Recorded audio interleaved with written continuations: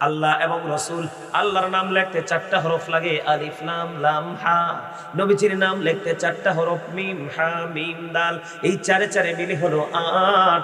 এই জন্য আল্লাহ রাব্বুল আলামিন মুমিনকে জানিয়ে দিলেন, এই জন্যই তৈরি হয়েছে জান্নাত 8টা। এই জন্য জান্নাত তৈরি হয়েছে 8টা। আল্লাহর দিকে 4, রাসূলের দিকে 4, 2 4 মিলে হলো 8। এই জন্য আপনার আমার জন্য জান্নাত বরাদ্দ 8টা। আপনার যেটা মন চায় আপনি এটাই নিতে পারেন। কিন্তু রাসূল বলেছে, যখন তোমরা জান্নাত আশা করবে আল্লাহর কাছে, তখনই জান্নাতুল ফেরদাউস আশা করবে। জোরে জোরে বলেন সুবহানাল্লাহ। এবার আসেন, আরো প্রমাণ আছে। এই যে লা ইলাহা ইল্লাল্লাহ, এই দিকে আছে বন্ধু 12টা হরফ, আরেক দিকে আছে মুহাম্মাদুর রাসূলুল্লাহ, এই দিকে আছে বন্ধু 12টা হরফ। 12 12 মিলে কত হলো? 12 12 মিলে হলো 24। এই জন্য আল্লাহ রাব্বুল আলামিন 24 ঘন্টা দিয়ে একদিন বেঁধে দিয়েছে, 24 আওয়ার্স। সুবহানাল্লাহ বলেন না কেন? তাহলে আমাদের নবীর দাম কম না বেশি? তো আপনি যদি বলেন আপনার নবী আপনার মতো, তাহলে নবীকে ছোট করা হয় না বড় করা হয়? এত বেশি ছোট করা হয়। মনে রাখবেন ও বন্ধু, ঈমান আগে। আপনি যদি পরিপূর্ণ ঈমান নিয়ে কবরে যেতে পারেন, অল্প আমল দিয়ে আপনি মুক্তি পাবেন। আর যদি আপনার ঈমান যদি টেকসই না হয়, পাহাড় পরিমাণ নেক আমল নিয়ে কবরে যান, আপনার এই নেক আমলের কোনো গ্রহণযোগ্যতা থাকবে না। কারণ ডুলা আছে, তলা নাই, মাছ ধরে রাখলে থাকবো না যাইবো। ঈমান হচ্ছে এরকম ডোলার তলার মতো টেকসই জায়গা, ঠিক কিনা বলেন? বন্ধুরি আমার, এখানে শুধু ক্ষান্ত নয়, হাদিসে কুদসির দিকে করে দেখলাম আল্লাহ রাব্বুল আলামিন বলে দিয়েছেন, লাউলা কানা মা খালাকতুল আফলাক, আমি যদি আপনাকে সৃষ্টি না করতাম হাবিব, কোনো কিছুই আমি সৃষ্টি করতাম না। কথা বলেন না কেন? আল্লাহ রাব্বুল আলামিন আরো জানিয়ে দিয়েছেন, লাউলা কানা মা আজহারতু রাবুবিয়াতি, আমি যদি আপনাকে প্রকাশ না করতাম, আমি প্রভুর প্রভুত্ব প্রকাশ হতো না। তার মানে আল্লাহ রাব্বুল আলামিন নিজের পরিচয় আল্লাহর হাবিবের মাধ্যমে সৃষ্টির কাছে পৌঁছে দিয়েছে। জোরে জোরে কোন সুবহানাল্লাহ। তাহলে সেই নবীকে আপনার আমার মতো মনে করা যাবে? কথা বলেন না কেন? যদি যারা মনে করে তাদের জন্য ওয়াজ। বন্ধু আমার দিকে তাকান, আল্লাহর প্রিয় হাবিব যখন মদিনায় ছিলেন, মদিনায় থাকা অবস্থায় বন্ধু 27টি যুদ্ধ করেছেন। এর মধ্যে সবচেয়ে বড় যুদ্ধ হলো বন্ধু উহুদের যুদ্ধ। উহুদের ময়দানে যখন নবীজির দান মোবারক বন্ধু শহীদ হয়ে গেল, মানে দাঁত মোবারক শহীদ হলো, আপনার আমার পাড়ের রাসূলের পবিত্র জবান দিয়ে রক্ত মোবারক বের হতে থাকলো। মালিক বিন সিনান দেখেই বন্ধু সহ্য করতে পারলেন না, দৌড়ে ছুটে গেলেন ওই প্রাণীর নবীজির কাছে, গিয়ে নবীজির রক্ত মোবারক চুষতে শুরু করলেন, তার মানে খাইতে থাকলেন। বন্ধুরে আমার, ওই দিকে গিয়ে রক্ত মোবারক যখন চুষতে থাকলেন, আল্লাহর হাবিব ডেকে ডেকে বললেন, রে মালিক বিন সিনান, রক্ত ভক্ষণ করো না, রক্ত ভক্ষণ করো না। রক্ত যদি ভক্ষণ করো তুমি ভক্ষণ করো না। মালিক বিন সিনান একটা ডাক দিয়ে বললেন, ইয়া রাসূলুল্লাহ, ইয়া হাবিবাল্লাহ, নবী গো, আমি আমার আল্লাহর ইজ্জতের কসম করে বলছি গো নবী, আপনার একটা ফোঁটা রক্ত আমি উহুদের জমিনে পড়তে দেব না। একটা ফোঁটা রক্ত আমি উহুদের জমিনে পড়তে দেব না বন্ধু। এই কথা বলে বলে তিনি রক্ত মোবারক চষতে থাকলেন। নবীজির শেষ রক্তের ফোঁটা যখন বন্ধু শেষ হয়ে গেল, গোটা পৃথিবীর মানুষগুলোকে আমার রাসূল জানিয়ে দিলেন, দুনিয়ার মধ্যে যদি তোমরা কোনো জান্নাতি মানুষ দেখতে চাও রে, তাহলে তোমরা মালিক বিন সিনানকে দেখে নাও। সুবহানাল্লাহ বলতে পারেন না? আরো জোরে বলেন, আরো জোরে। সুবহানাল্লাহ। তো আমাদের জন্য আজকের জান্নাতি 1 নাম্বার ফল। আমরা যারা আসছি জান্নাতের মেহমান আমরা। হাদিসে রাসূলের কথা অনুযায়ী রাসূল বলেছেন, যখন তোমরা জান্নাতের বাগানে যাও তখন ওখান থেকে জান্নাতি ফল খেয়ে নাও। এর মধ্যে 1 নাম্বার ফল হলো সুবহানাল্লাহ। আপনার আমার রক্ত খাওয়া হারাম, আর নবীজির রক্ত মোবারক খাওয়ার কারণে নবীজি গোটা দুনিয়ার মানুষকে জানিয়ে দিলেন, তোমরা যদি জান্নাতে কোনো মানুষ দেখতে চাও রে, তাহলে মালিক বিন সিনানকে দেখে নাও। জোরে জোরে বলেন না সুবহানাল্লাহ। তাহলে নবী আপনার আমার মতো হলো কেমনি? ঠিক না বলেন? বুঝতেছেন নি? এগুলো কিন্তু ঈমানি ওয়াজ। আপনার ঈমান নাই, আপনি সারাদিন কোরআন তেলাওয়াত করেন, সারাদিন নামাজ পড়েন, আপনি হজ করেন, যাকাত দেন, কোনো ফায়দা হবে না। আপনাকে আগে ঈমান আগে মজবুত করতে হবে বন্ধু। ম্যাক্সিমাম মানুষের এখন ঈমানই ঠিক নাই, এই কারণে মসজিদে মুসল্লি নাই। কথা বলেন না কেন? ইমানের স্বাদ যদি মানুষ পেতড়ে তাহলে মসজিদগুলো ভরপুর হয়ে যেত। লটারির মাধ্যমে মানুষ প্রথম কাতারে বসার জন্য প্রতিযোগিতা করত। যদি মানুষের ইমান বন্ধু টেকসই থাকতো, এই দুনিয়ার বুকে মানুষ হাসতো খুবই অল্প, কাঁদতো বন্ধু অনেক বেশি। এই দুনিয়ার মানুষ যদি ইমান যদি মজবুত হতো রে, এই দুনিয়ার মানুষ মোটা তাজা পশুর গোশত খাওয়া নিয়ে প্রতিযোগিতা করতো না। কারণ যত ত্যাগ তত সুখ, যত ভোগ ততই দুঃখ। ঠিক কিনা বলেন? আপনার এলাকার মানুষ স্যাক্রিফাইস করতে জানে না। বলে হুজুর কেমন স্যাক্রিফাইস? যেমন আজকের জুমার দিন, এই মানুষগুলো আগামীকালকেও তো ছুটির দিন। ঠিক কিনা বলেন? আজকে মানুষগুলো জান্নাতের বাগানে আসার কথা ছিল, কারণ তারা আসতে পারছে না। তার কারণ হলো প্রথমত তাদের ঈমান দুর্বল, দ্বিতীয়ত হলো তো শয়তান তাদেরকে গ্রাস করে ফেলেছে, তাদেরকে মিথ্যা প্ররোচনা দিচ্ছে, যেও না যেও না, ওখানে গিয়ে লাভ হবে কি রে। অথচ হাদিস শরীফের মধ্যে এসেছে, আল্লাহর প্রিয় হাবিব বলেছেন, কেউ যদি আল্লাহ রাব্বুল আলামিনের স্মরণে, আল্লাহর জিকির করার জন্য কেউ যদি বন্ধু হেঁটে হেঁটে হেঁটে হেঁটে জান্নাতের বাগানের দিকে আসে, আল্লাহ রাসূলকে আল্লাহ ডেকে ডেকে বললেন, হাবিব আপনি জানিয়ে দেন গো, কেউ যখন জিকির করার জন্য হেঁটে হেঁটে আমি আল্লাহর দিকে আসে, আপনি আপনার উম্মতগুলোকে জানিয়ে দেন আমি আল্লাহ আমার ওই বান্দার দিকে দৌড়ে ছুটে আসি। আসলে লাভ না লস? আরো জোরে বলেন। বন্ধুরে আমার, শুধু এখানে ক্ষান্ত নয়, আমার দিকে তাকান। আপনারা শুনেছেন নিশ্চয়ই, উম্মে আইমান একজন বরকতময় দাসী আছে, শুনছেন না? উম্মে আইমান একজন বরকতময় দাসী ছিলেন বন্ধু। ওই দাসী আল্লাহর প্রিয় হাবিবুল্লাহ আল্লাহ রাসূলের প্রস্রাব মোবারক খেয়ে ফেলেছে। যখন এই প্রস্রাব মোবারক খেয়ে ফেললো, রাসূলের প্রস্রাব মোবারক খেয়ে ফেলার কারণে গোটা পৃথিবীর মানুষকে জানিয়ে দিলেন আল্লাহর হাবিব, এই উম্মে আইমানকে আমার রাসূল জান্নাতের খবর দিয়ে গেছে। তাহলে রাসূল আপনার আমার মতো হলো কিভাবে? আল্লাহ রাসূল যখন বন্ধু থুতু নিক্ষেপ করত, কি করত? আল্লাহ রাসূলের থুতু মুবারক যখন নিক্ষেপ করত, সাহাবায়ে কেরাম বন্ধু এইভাবে হাতে ধরে ফেলতো, আর এগুলো ধরে তারা তাদের স্কিনের মধ্যে মেসেজ করে দিত, আর মেসেজ করার কারণে তাদের স্কিনটা সিল্ক হয়ে যেত। জোরে কন্যা সুবহানাল্লাহ। আরো জোরে বলেন না। তাহলে নবীজি আপনার আমার মতো কোনোদিন কি মানা যায়? আরো জোরে বলেন। আপনাদেরকে আমি আরো প্রমাণ দেই রে বন্ধু। মূসা নবী বললেন, আল্লাহকে দেখতে চাই, আল্লাহ গো তোমাকে দেখতে চাই। মূসা বলে রব্বি আরিনি, আল্লাহ বলে লান তারানি। মূসা আল্লাহকে দেখতে চাইলেন, আল্লাহ রাব্বুল আলামিন সঙ্গে সঙ্গে নাকচ করে দিলেন। বন্ধু আর আপনার আমার প্রাণের রাসূল একটা বারের জন্য আল্লাহর কাছে দেখার জন্য চিঠি লিখলেন না, দরখাস্ত লিখলেন না, আল্লাহ নিজেই তো আগ্রহ পোষণ করে আল্লাহর হাবিবকে আল্লাহর বাড়িতে দাওয়াত দেয়। বুঝেন নাই? মেরাজ কি? আরো জোরে বলেন না। ও বন্ধু, আল্লাহ রাসূল বলেছেন, শাবানু শাহরি, শাবান হলো আমার মাস, রজব শাহরুল্লাহ, রজব হলো মানে যেটা চলে গেছে, রজব হলো আল্লাহর মাস, রমাদানু শাহরি উম্মতি, এবং রমজান মাস হলো উম্মতের মাস, তার মানে আমাদের মাস। সুবহানাল্লাহ বলেন না। আল্লাহ রাব্বুল আলামিন কোরআন শরীফের 15 পারা সূরা বনী ইসরাঈলের প্রথম নম্বর আয়াতে তিনি বলে দিয়েছেন, সুবহানাল্লাযী ইসরা বিআবদিহি লাইলাম মিনাল মাসজিদিল হারাম ইলাল মাসজিদিল আকসাল্লাযী বারাকনা হাওলাহু লিনুরিয়াহু মিন আয়াতিনা। সুবহানাল্লাহ বলেন না। আল্লাহু আকবার বলেন না।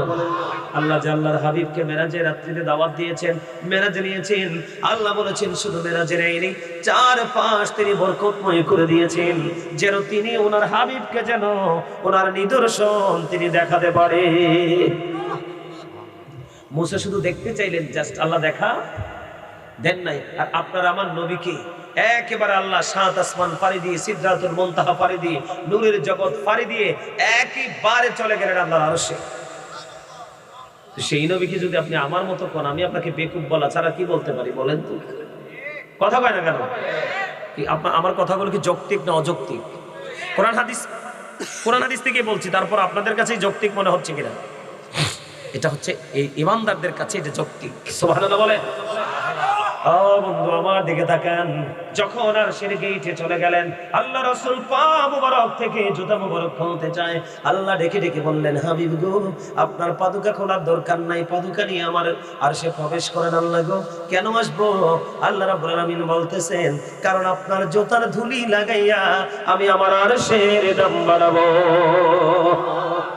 শুধু এখানে এখান্তন রাসূল চিনানোর জন্য বন্ধু আমি বলতেছি, আল্লাহ রাব্বুল আলামিনের কাছে যখন সশরীরে আল্লাহর হাবিবের দেখা হয়ে গেল, আল্লাহ রাব্বুল আলামিন প্রশ্ন করলেন, হাবিব গো, আপনি তো আসমান দিয়ে এসেছেন, কই হ, আসমানি ফেরেশতারা কি নিয়ে ঝগড়া করছে, কথা কাটাকাটি করছে। এবার ফেরেশতা আল্লাহ রাসূল যখন প্রশ্ন করলেন, আল্লাহ রাসূল উত্তর দিলেন, আল্লাহ গো, আপনি তো ভালো জানেন। ঠিক সঙ্গে সঙ্গে আল্লাহ রাব্বুল আলামিনের কুদরতি হাত আল্লাহর প্রিয় হাবিবের দুই কাঁধ মোবারকের মধ্যখানে রাখলেন। রাখার পরে রাসূল বলতেছেন, আমার বুক পর্যন্ত প্রশান্তি চলে আসলো। আমি ঠিক তখন থেকে আসমান এবং জমিনের মধ্যে যা কিছু আছে আমি আল্লাহর আরশ থেকে সব কিছু দেখে নিয়েছি। আপনি আমি তো পিছনটাও কইতে পারি না, একই জায়গা দাঁড়ায় আছি, পিছনে কি আছে এটা বলতে পারি না। তো রাসূলকে কেমনে বলবো আমরা? আমাদের মতো এইটা বললেই রাসূলকে ছোট করা হয়, ঈমান চলে যাবে। একটা হাদিস আমি আপনাদেরকে বুখারী শরীফ থেকে শোনাই, শুনবেন? বলবো? বিরক্ত হন না তো? বিরক্ত হন? আলহামদুলিল্লাহ বলেন। বন্ধুরি আমার দিকে আপনারা একটু দয়া করে তাকান। বুখারী শরীফের মধ্যে এসেছে, বন্ধু, রাসূলকে অপমান করা যাবে না, এটার প্রমাণ, আর করলে কি পরিণতি হবে এটার প্রমাণ। একজন খ্রিস্টান ইসলাম ধর্ম গ্রহণ করলেন। ইসলাম ধর্ম গ্রহণ করার পরে ও বন্ধু তিনি সূরা বাকারা তেলাওয়াত করলেন, সূরা আলে ইমরান তেলাওয়াত করলেন, এবং শুধু তাই নয়, আল্লাহ রাসূলের কাছে যে ওহী আসে আল্লাহর পক্ষ থেকে এগুলো নোট করার, লেখার দায়িত্ব পেলেন। দেখতে দেখতে দিন চলে গেল, রাত চলে গেল, বন্ধু সময় চলে গেল। ধীরে ধীরে ধীরে ধীরে বন্ধু কি হয়ে গেল? আবার সে তার ধর্মে, পরনো ধর্মে ফিরে গেল। নাউজুবিল্লাহ বলেন না? সে আবার তার খ্রিস্ট ধর্মে ফিরে গেল। যাওয়ার পরে মানুষের কাছে আবার জানিয়ে দিচ্ছে, মানুষকে আবার বলে দিচ্ছে যে নবী মুহাম্মদ কিছুই জানতো না, আমি যেইটুকু লিখে দিতাম শুধু সেইটুকুই জানতো। জুরি জুরি কোন নাউজুবিল্লাহ। ও বন্ধু, এই জগপুরের মানুষ, ও বন্ধু রাজেশপুরের মানুষ, ভাই আমার, বাবা গো, হৃদয়ে জানালা করে তোমরা সবাই মিলে শোনো। আল্লাহ রাসূলকে কি বলেছে? শুধুমাত্র বলেছে নবী কিছুই জানতো না, আমি যেইটুকু লিখে দিতাম শুধু এইটুকুই জানতো। আল্লাহ তো বেশি পরিমাণ বন্ধু কষ্ট পেয়েছে। আল্লাহ রাসূলকে যখন ছোট করে এই শব্দটা ইউজ করা হয়েছে, কিছুদিনের মধ্যে কি হয়ে গেল? ও বন্ধু, এই খ্রিস্টানটা মারা গেল, যেটা তার ধর্মে আবার পুনরায় ফিরে গেল। আপনারা জানেন কিনা জানি না, খ্রিস্টান যখন মারা যায় বন্ধু, তাদেরকে দামি কফিন বক্সে করে কবরে দাফন করা হয়। যখন এই খ্রিস্টানকে কবরে দাফন করা হলো, দাফন করার পরে দিন পড়িয়ে গেল, রাত পড়িয়ে গেল। পরের দিন যখন সকাল হলো, বন্ধুরি আমার, তার আপন স্বজনের আসলো তার কবরে তাকে দেখার জন্য। এবার আসার পরে চেয়ে দেখলো তার লাশটা মাটির বাইরে বের হয়ে আছে, মাটির বাইরে পড়ে আছে। আলহামদুলিল্লাহ বলেন। নবীর দুশমনরা আল্লাহ কি দিয়েছে? পানিশমেন্ট, সাজা দিয়েছে। মাটিকে ডেকে বলেছে, মাটি রে, ও মাটি, এই বেয়াদবের জায়গা তোমার মাঝে হবে না, এটাকে আউট করে দাও। এবার কি করলেন? ওই খ্রিস্টানের সঙ্গীরা ডেকে ডেকে বললেন, এটা আর কারো কাজ নয়, নবী মুহাম্মদের কাজ। নাউজুবিল্লাহ বলেন। আমার নবী তো এই কাজ করার দরকার নাই, ঠিক কিনা বলেন? এটা কার কাজ? আল্লাহ রাব্বুল আলামিন যাকে ভালোবেসে এর প্রেমে পড়ে হাবিব বলে রেখেছে, বন্ধু বলে রেখেছে, এটা ওনার কাজ। এবার বন্ধু তারা কি করলেন? কবরটাকে আরো বেশি করে গভীর করে খনন করলেন। খনন করার পরে বন্ধু আবার আজকে তাকে দাফন করলেন। পরের দিন আবার আসলেন, এসে দেখে বন্ধু এখানে তার লাশটা আবারও মাটির বাইরে। আলহামদুলিল্লাহ বলেন না? আজকে বলতেছি এটা নবী মুহাম্মদ এবং তার সঙ্গীদের কাজ। না না না, ও বন্ধু, আজকে তার কবরটাকে আরো বেশি গর্ত করে খনন করে দাফন করে গেল। 2 দিন চলে গেল, আজকে 3য় দিন। পরের দিন এসে দেখে আবার তার লাশ দুনিয়ায় মাটির বাইরে পড়ে আছে। এবার তার সঙ্গীরা বলল, না না না, এটা কখনোই বন্ধ নবীর কাজ নয়, এটা নিশ্চয়ই প্রকৃতির কাজ। তারা বুঝে গেছে এটা আল্লাহর কাজ, কারণ আল্লাহর রাসূলকে এসে ছোট করেছে, অপমান করেছে, এই জন্য আল্লাহ রাব্বুল আলামিন তার বিরুদ্ধে রিঅ্যাকশনে গিয়েছে। এই নবীটা কার? আমাদের। কার? আমাদের। হাসরের ময়দানে কোন নবী সুপারিশ করতে পারবে না, শুধুমাত্র আপনারা নবী সুপারিশ করবে, এবং এটাই আল্লাহ কবুল করবে। সুবহানাল্লাহ বলেন না? আরো জোরে বলেন সুবহানাল্লাহ। আরেকটু মহব্বত করে বলেন সুবহানাল্লাহ ওয়ালহামদুলিল্লাহ লা ইলাহা ইল্লাল্লাহ সুবহানাল্লাহ ওয়ালহামদুলিল্লাহ লা ইলাহা ইল্লাল্লাহ লা ইলাহা লা ইলাহা ইল্লাল্লাহ নবী আমার নূরের ফুতুল জগৎ করলেন ও জানা নবী আমার নূরের ফুতুল জগৎ করলেন ও জানা রোজ হাসরে করবেন তিনি উম্মতের ফয়সালা সুবহানাল্লাহ আলহামদুলিল্লাহ লা ইলাহা ইল্লাল্লাহ সুবহানাল্লাহ আলহামদুলিল্লাহ লা ইলাহা ইলাহা ইল্লাল্লাহ আরশ কুরসি লৌহ কলম সৃষ্টি জাহান ও সিলা আরশ কুরসি লৌহ কলম সৃষ্টি জাহান ও সিলা নিজে আল্লাহ খুশি হইয়া নাম রাখলেন হাবিবুল্লাহ সুবহানাল্লাহ আলহামদুলিল্লাহ মাশাআল্লাহ মাশাআল্লাহ লা সুবহানাল্লাহ লা ইলাহা ইল্লাল্লাহ লা ইলাহা লা ইলাহা লা ইলাহা ইল্লাল্লাহ মুহাম্মাদুর রাসূলুল্লাহ সাল্লাল্লাহু আলাইহি ওয়াসাল্লাম। জোরে জোরে করুন আলহামদুলিল্লাহ। তাহলে রসুলকে ফলো করার দরকার আছে, রসুলকে মানার দরকার আছে। আমি রসুল ছাড়া ইসলাম বোঝার কোনো উপায় আছে? আছে? দেখেন আমরা কত হতভাগা উম্মত। ডক্টর আহমদ পিয়ারা বাগদাদি পীর সাহেব কেবলা তিনি বলেছেন, of all the great religious personalities of our prophet Muhammad Rasulullah sallallahu alaihi wasallam was the most successful. পৃথিবীর বুকে যতগুলো নবী রাসূল এসেছে সকল নবী রাসূলের মধ্যে আপনার আমার প্রাণের রাসূল রাজনীতি থেকে ইমামতি, ইমামতি থেকে রাজনীতি, মোস্ট সাকসেসফুল, সবচেয়ে বেশি সফল। আজকে যদি মানুষ রাসূলকে চিনতে পারতো তাহলে কি হতো? তার প্রত্যেকটা জায়গা সুন্দর হয়ে যেত, ঠিক না বলেন? প্রত্যেকটা জায়গা। এদিকে তাকান, আমেরিকার গবেষক মাইকেল এইচ হার্ট তিনি বক্তব্য দিয়েছেন, the 100 ranking of the most influential person in the history. পৃথিবীর বুকে তিনি 100 জন প্রভাবশালীর তালিকা করেছেন। কতজন? 100 জন প্রভাবশালীর তালিকা করেছেন। ইনফ্লুয়েন্সিয়াল দ্বারা আপনার আমার প্রাণের রাসূলকে শ্রেষ্ঠ প্রভাবশালী হিসেবে আখ্যায়িত করেছেন। আমরা সেই নবীর উম্মত। ইংরেজরা পর্যন্ত বলেছেন হি ওয়াজ ভেরি ট্রুথফুল। আপনার আমার রাসূল ছিলেন শ্রেষ্ঠ সত্যবাদী। আমরা রাসূলকে ফলো করি না বলেই আজকে আমরা শ্রেষ্ঠ মিথ্যাবাদী। ওমা কথা কয় না কেন? আরো জোরে, আরো জোরে।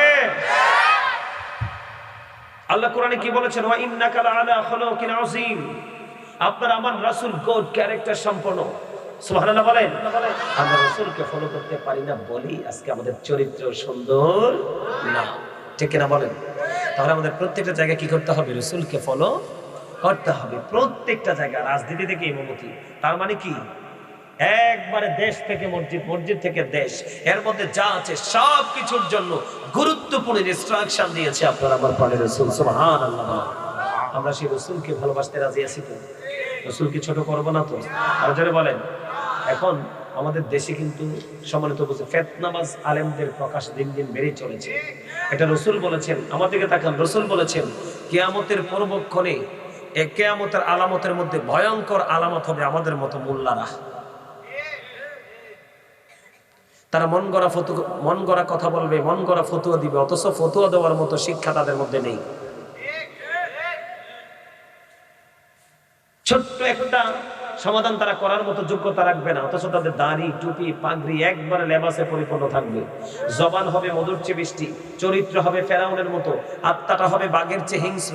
তাদের নামাজ দেখলে আপনি মনে করবেন আপনার নামাজ হচ্ছে না, তাদের রোজা দেখলে আপনি মনে করবেন তাদের রোজার কাছে আপনার রোজাটা একেবারে তুচ্ছ। রাসূল বলেছেন ওয়া ইয়াকুম ও ইয়াহুম লা ইউদিল্লুনাকুম ওয়ালা ইফতিনুনাকুম। রাসূল বলেছেন তোমরা তাদের থেকে দূরে থাকো, তাদেরকেও তোমাদের হবে তীর ভেদ করে তীর তার গন্তব্য পর্যন্ত চলে যায়, রিটার্ন আর ফিরে আসে না। এই মোল্লারাও ইসলাম থেকে এমন ভাবে বের হয়ে যাবে তারা আর ইসলামে ফিরে আসবে না, অথচ তাদের মনে মুখে থাকবে সুন্দর সুন্দর মিষ্টি মিষ্টি ইসলামের কথা। আমার দাদা ভাই আপনারা মুরব্বীরা যারা আছেন বলেন, আপনাদের দুনিয়াটা সুন্দর ছিল না এখনকারটা? আমার কথা কয় না, আগেরটা সুন্দর ছিল না? আরো যারা বলেন আগেরটা সুন্দর ছিল না। এদিকে তাকান, আমি আজকে আমার কাছে কুদ্দুস ভাই আজকে একটা প্রশ্ন আসছে জুম্মাতে, বুঝছেন নি? আমার জুম্মার মসজিদে আজকে একটা প্রশ্ন আসছে আমার কাছে, বুঝছেন নি? যে প্রশ্নটা হলো কি, আমাকে প্রশ্ন করছে হুজুর লাইলাতুল বরাতে মানে শবে বরাতের দিনে হালুয়া রুটি খাওয়া যাবে কিনা? আমাদের সমাজে কিছু মৌলবী বের হয়েছে এটা বলে খাওয়া যাইতো না। আপনারা নাউজুবিল্লাহ কইতেন না? আচ্ছা আমি আপনাদেরকে একটা কথা বলি, আসছে তো সামনে আগামী 3 তারিখ তো লাইলাতুল বরাত উদযাপিত হবে রাত্রে, 14 তারিখ দিবাগত রাত, তার মানে 15 তারিখ। কথা বলেন না কেন? রাসূল কি বলেছেন? শাবানু শাহরি, শাবান হলো আমার মাস। কি তো রাসূল যদি বলে শাবান আমার মাস, সেই রাসূলের উম্মত হিসেবে আমরা আরো বড় করে বলা উচিত যে শাবান আমার রাসূলের মাস, আমাদেরও মাস। ঠিক কিনা বলেন? আরো জোরে। আমার রাসূল যদি বলতে পারে শাবান আমার মাস, তাহলে তুমি আমি কি বলবো? আমার কথা বলে না, শাবান আমাদেরও মাস। কারণ আমার নবীর যদি শাবান মাস হয় তাহলে আমাদেরও এই মাসে কিছু স্পেশাল আমল আছে, আমরা সবাই করব। ঠিক কিনা বলেন? আচ্ছা আপনাদের সারল মনে কই, আপনাদেরকে বলা উচিত না? আচ্ছা আপনাদের কাছে কি মনে হয় হালুয়া রুটি খাওয়া না যায়? কেউ আমরা ডরান কিল্লাই? আচ্ছা আমার দিকে যারা রুটি খায় চাল দিয়ে গুঁড়ি করে কি হালুয়া বানায় না? কথা কন না, বানায় না? রুটি বানায় না? তো বানাইয়া অন্য সময় খাইলে এটা যায়, কিন্তু শবে বরাত দিন খাইলে এটা না যায়। আচ্ছা এটা কেমন লাগে না? কথা কন না কেন? এর কি গান আছে? এর কি বিবেক আছে? এরা তো স্টুপিড।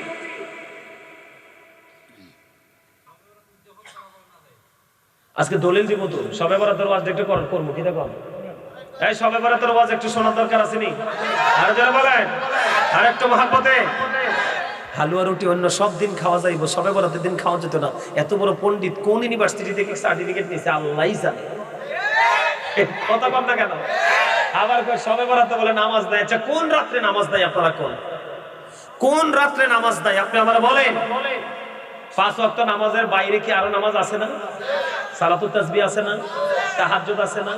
কথা বলেন না? সালাতুল খাইর আছে না? হাজত আছে না?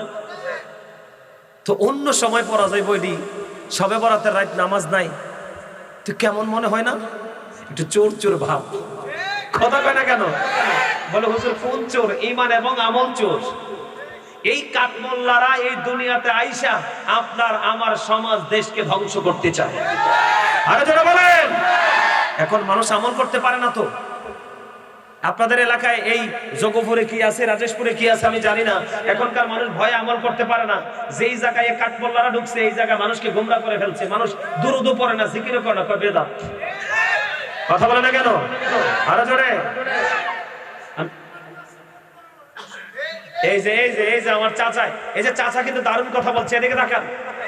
এই দেখেন, সুন্নতের সাথে শত্রুতা করা মানে রাসূলের সাথে শত্রুতা করা। এই আমার দিকে তাকান, রাসূল বলেছে যে ইচ্ছে করে কোন সুন্নাত নামাজ ছেড়ে দিবে, কি করবে? ইচ্ছে করে কোন সুন্নাত নামাজ ছেড়ে দিবে, আল্লাহ রাসূল তাকে উম্মত বলে স্বীকৃতি দিবে না। তো আল্লাহ রাসূল যাকে উম্মত বলবে না, আল্লাহ তাকে বান্দা বলেও গ্রহণ। আমার দিকে তাকান বন্ধু, একটুখানি ছোট্ট একটা টপিক নিয়ে আলোচনা করতে চাই আমি। ওয়ামা খালাকতুল জিন্না ওয়াল ইনসা ইল্লা লিয়াবুদুন। মানুষ এবং জিনকে আল্লাহ কি জন্য তৈরি করেছে? ইবাদতের জন্য thank you very much, absolutely right answer my dear younger brother. আলহামদুলিল্লাহ বলেন। এরকম কনফিডেন্সলি কথা বলবা, এগুলো হচ্ছে ঈমানি মানুষের কথা। এইভাবে কথা বলবা। রসুলের পক্ষে থেকে আল্লাহর ওলিদের পক্ষে থেকে বেজ্জতি হয়েছে এমন ইতিহাস আছে? নাই।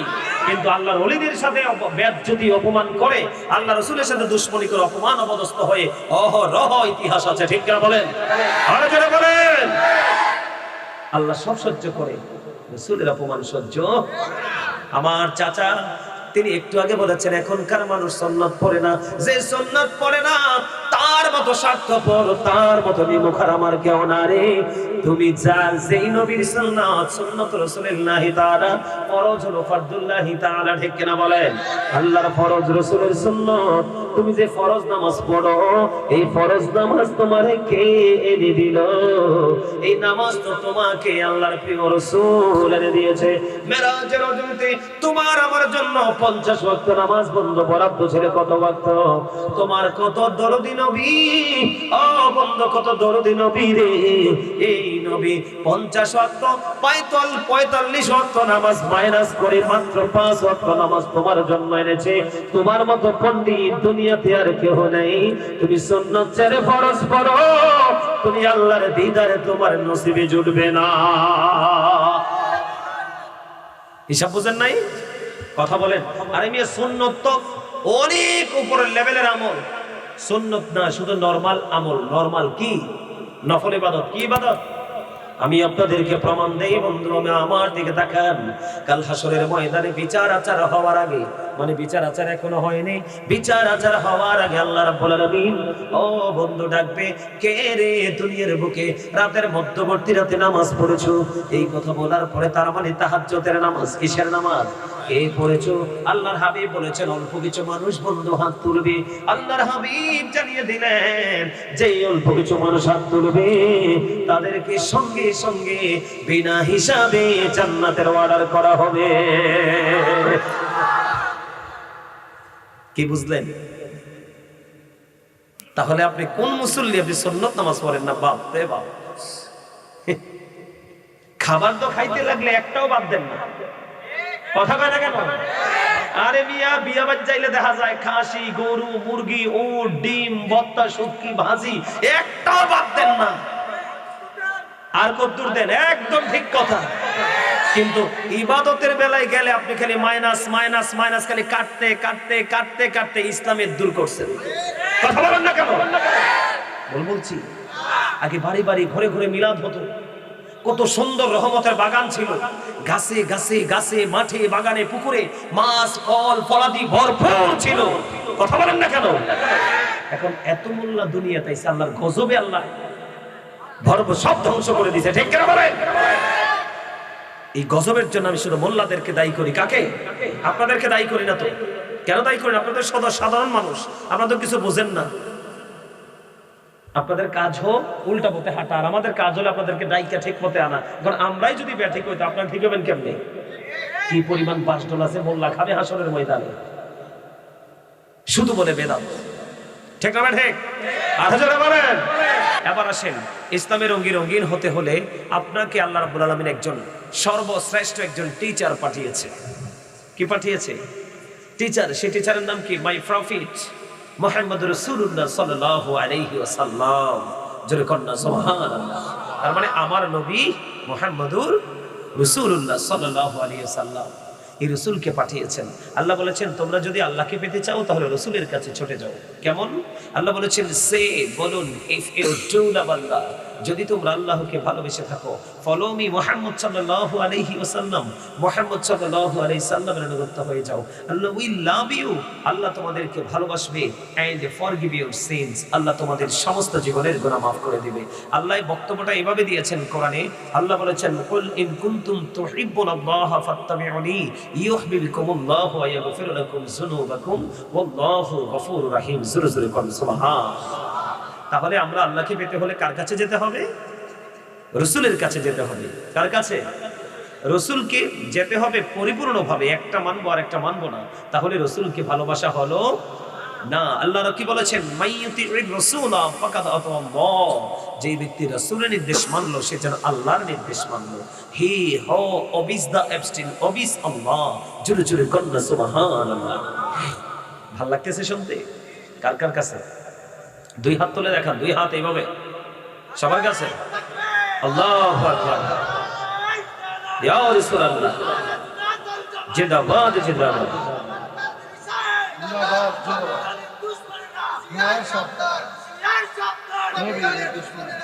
পাগল দিন পয়সা রয়েছে, আমি কই দেখতাম না, কিন্তু আমরা বালা চিনে চিনে তার স্লোগানে তো বোঝা যায়। মারহাবা বলেন আর জোরে। এইরকম দুই চারটা থাকলে সারবো সমাজের মধ্যে। নবীর দুশ্মন, আল্লাহর ওলির দুশ্মন সমাজে ঠাঁই পাবে না। আমার কথা কয় না কেন? আরো জোরে। যারা আল্লাহর ওলি মানে না তারা কি আলেম? কথা বলেন। যারা আল্লাহর ওলি মানে না তারা কি আলেম? যারা রসুলকে আমাদের মতো মনে করে তারা কি আলেম? এইটাই হচ্ছে ঈমান। এখন এই ফিতনার যুগে আপনি খেয়াল করবেন আগে ওই বিষয়টা, তার মধ্যে আল্লাহর ওলিদের প্রতি শ্রদ্ধাবোধ, রেসপেক্টেশন আছে কিনা। যদি আল্লাহর ওলিদের প্রতি রেসপেক্টেশন থাকে তাহলে মনে করবেন he is very good person, ঠিক কিনা বলেন? যদি তার মধ্যে আল্লাহর ওলিদের প্রতি সিম্পথি না থাকে তাহলে আপনি বুঝে নিতে হবে ডল মে কুছ কালা হে। কথা বলেন আর জোরে। আমরা কাকে চাই? রাসূলকে। কারণ আল্লাহকে তো চাই, সর্বস্তরের মানুষ আল্লাহকেই চায়, কিন্তু আল্লাহর কাছে তো সরাসরি ডিরেক্টলি যাওয়া যায় না। যেমন আজকে আমি আসছি কার মাধ্যমে? আমার জীবন আমি এই রোডে ঢুকি নাই, নতুন কে আনলো? কুদ্দুস ভাই, আব্দুল কুদ্দুস ভাই, ঠিক না? তো এইরকম আপনার আল্লাহর কাছে যেতে হলে আল্লাহ দেখাই দিয়েছি তোমরা কার কাছে যাও? আল্লাহর হাবিবের কাছে। কেন যেতে হবে? বিরক্ত হচ্ছেন নাকি শুনতে ভালো লাগতেছে? সবার কাছে, যাদের কাছে ভালো লাগতেছে তাদের জন্য প্রেমের ওয়াজ।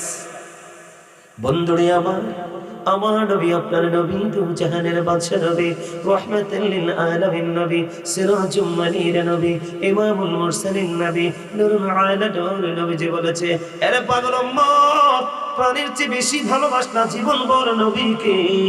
এই জন্য নবীজি জানিয়ে গেছেন, আমার পৃথিবীর বুকে 1,24,000 নবী রাসূল এই পৃথিবীর বুকে কদম দিয়েছে।